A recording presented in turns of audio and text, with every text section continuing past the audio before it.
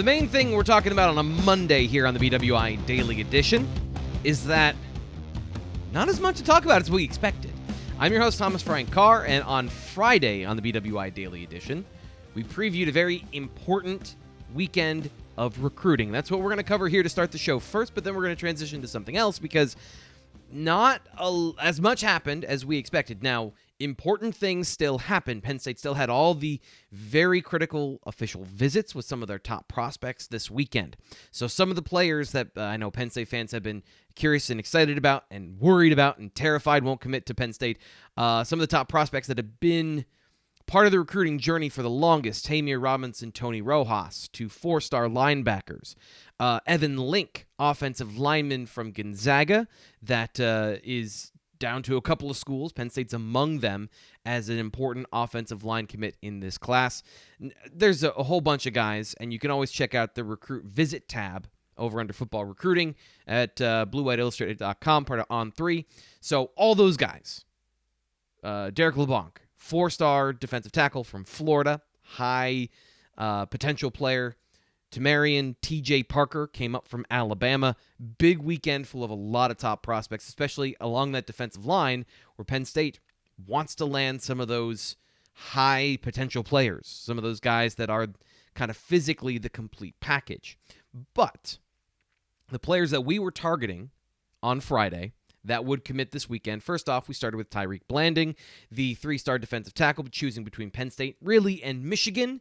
And he did that a day earlier than expected. He did that Friday night. So after the show, we recorded a breaking news segment you can check out on our YouTube channel. If you're listening on the podcast, if you're here on the YouTube channel, just get to the end of the video and go click on that one.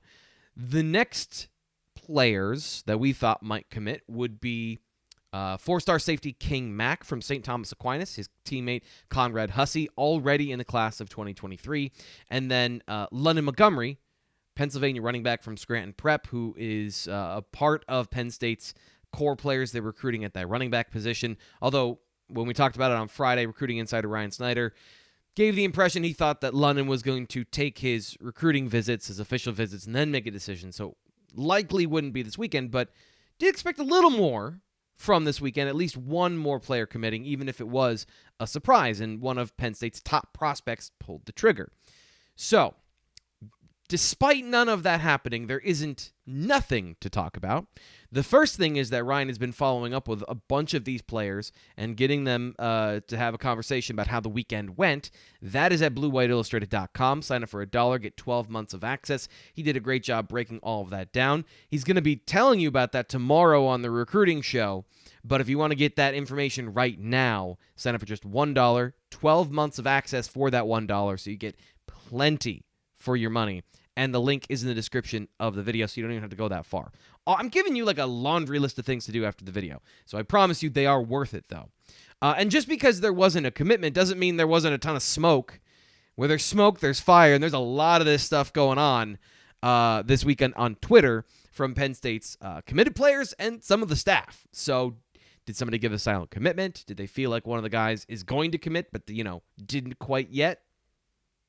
We don't really know, but seems like there's a lot of positive momentum coming out of the weekend, and that's something that Ryan Snyder indicated over on the BWI message board as well. So if you want that information to hear who it is about, which players the staff feels confident about coming out of the weekend, another great reason to check out BlueWhiteIllustrated.com.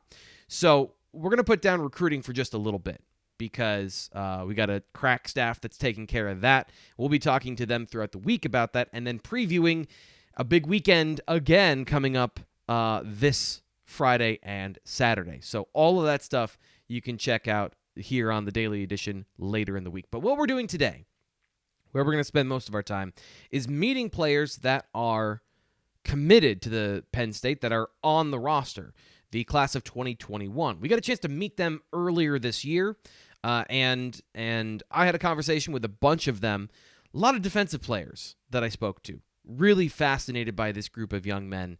And what I found is, when talking to them, kind of this common thread. What makes a good football player according to football players?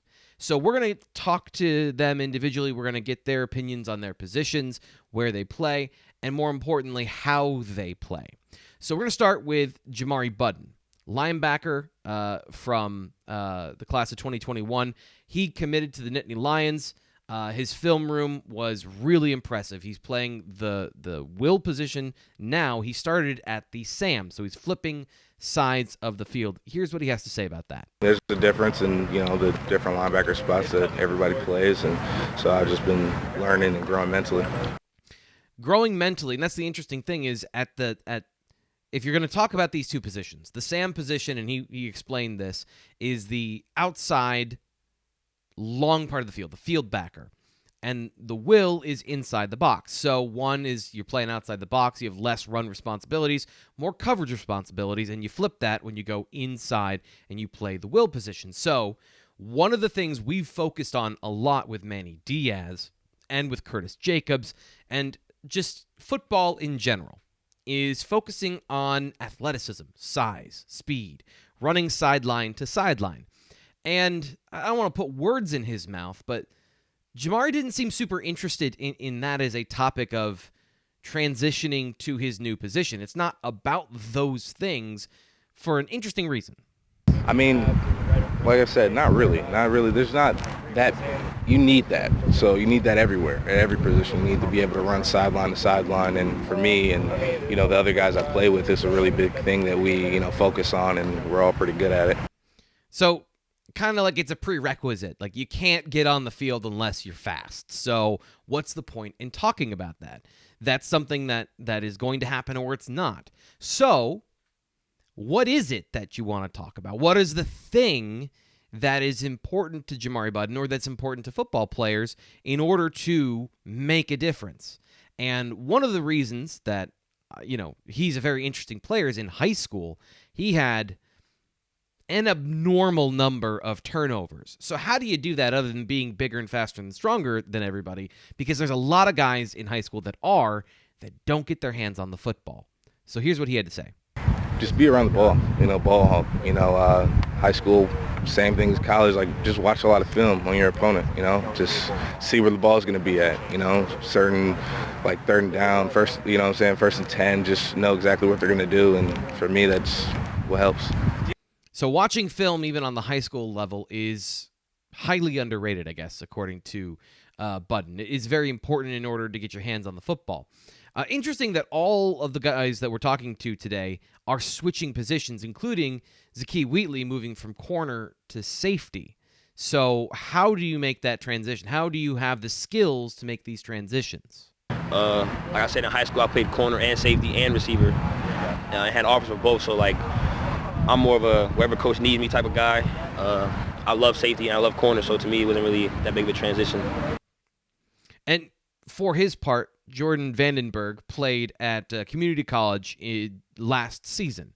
He had a very interesting road to Penn State, starting out his life being born in South Africa, in Johannesburg, moving to Atlanta at 10 years old, not having, as he put it, not having the SAT scores to get into some schools, not having the film out there because he only played football starting in 10th grade, started at wide receiver, played cricket, rugby, basketball, but one thing he didn't play was defensive tackle. So moving from defensive end at Iowa Western to defensive tackle, how important is learning? PJ told me how to play defensive tackle because I came from Iowa Western playing defensive end. So, it's a lot of different schemes. You have to take different, double teams on, just different philosophies at the position. So every single one of these players that we've talked to so far has mentioned learning football. Not about getting bigger and faster and stronger, not about being a certain size, not about any of those things, but how do you learn football? How do you know what's about to happen? Well, going back to what Jamari Budden said, it's about film study. It's about learning the tendencies of your opponent. It's about knowing what's coming next. And the only way you can do that, according to him, is watching film. The most underrated part of football. Absolutely. I feel like, for people who don't really watch film, they don't really know what's coming next. And for me personally, I really stuck to that. And, that's been part of the reason, in high school where I've been around the ball a lot, like you said. So this is so fascinating, and this is the disconnect, I think, between fans who watch the game and football players that play it. Because what we see is, and what we love, is the amazing acrobatics. It's the physicality. It's the speed of it. It's the violence of it, which, by the way, Jordan Vandenberg really likes as well. But that's what we see. But what goes into those things is something entirely different, because going back to what we said earlier, you can only control so much of what you have physically. So you are a certain height. You can lift weights, and you can become as fast as your potential allows. And this is a huge part of football, not to underrate it, but it is what it is. But if you're a good football player, if you know what's going to happen, you can accentuate all of those things and be good at your job. The greats have to do both. There's no way around it. But film study, no matter what position you play, is critical to being good at football. That's the difference between corner and safety. Of course, corner, you got to know, it's college, you got to know everything too. You got to know route concepts, but at safety, you got to know motion, checks. So I'm looking at personnel, who I'm going against. I'm reading the quarterback. I'm looking at the linemen, little details. And I'm really just looking at everything for film study. But that film study is definitely the biggest part of college to me, I say so. So the one thing that these guys want to talk about is the one thing they can't talk about when it comes to scheme. And the one thing that you can't really see if you're a fan watching football is what makes somebody great. And this is where it comes to turnovers, coming back to what Jamari Budden said. If a player can get turnovers, it's because they are anticipating what happens. Instincts in football are not a born thing. Confidence in yourself to trust your eyes and your study, that may be something that is a personality trait. But knowing what's coming, that comes from hours of film study. That comes from watching your opponent, how they line up, what they do in certain situations. And if you love football, you've heard the stories about all-pro offensive linemen that are watching the stance that the defensive lineman is taking. Or on the reverse side, can you see the whites in their knuckles if you're the defensive tackle watching an offensive lineman to know that they're coming forward, that their weight is coming forward? All these things you're watching on film. Every single clue, every single edge to find out and anticipate what your opponent is going to do so you can defeat them. And it's so fascinating to hear these young football players talk about that and not about all the things that we see as football fans. And for a guy like Jordan Vandenberg, that might be the last thing to click into place for him, is that being younger in football than some of these guys, despite being a little bit older, because he started playing later, has been an area that he's learned the most coming to Penn State. I'd say I definitely learned the scheme because people are very knowledgeable at this level, and I was a little bit behind, so I really had to translate and learn a lot of schemes and different ways to play the game. So all of this complex stuff that, to me, this is where coach speak comes from, because if you want to talk about something, if you want to talk about a specific thing in football, or if you want to ask a player, what's the area, what's the one thing that you're getting better in this offseason than something else? Some guys will tell you. Some guys have an individual focus if they've reached that level of football ability where they've got everything down. But for most players, the answer is always, it's all of it. I'm learning everything. I'm seeing every detail, because there's so many specifics, so many minute things in football that you have to be aware of and that you have to know. And if you don't, you're not a good football player. Doesn't matter how big you are or fast you are. Doesn't matter how strong you are. If you can't know what's happening and you can't anticipate what your opponent is going to do, you're not really going to be good at football.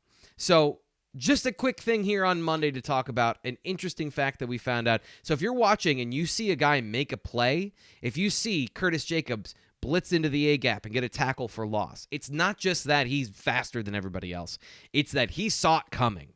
If you see Zakee Wheatley in the slot playing against a receiver and he breaks on a ball and gets an interception, it's not just that he has instincts. It's that he knew based on the body language of the receiver which way he was going to turn. And that's the part, personally, I love about football too. Of course I do. I'm the film analyst for Blue White Illustrated. So just a little peek behind the curtain for football players, especially defenders, in their young career.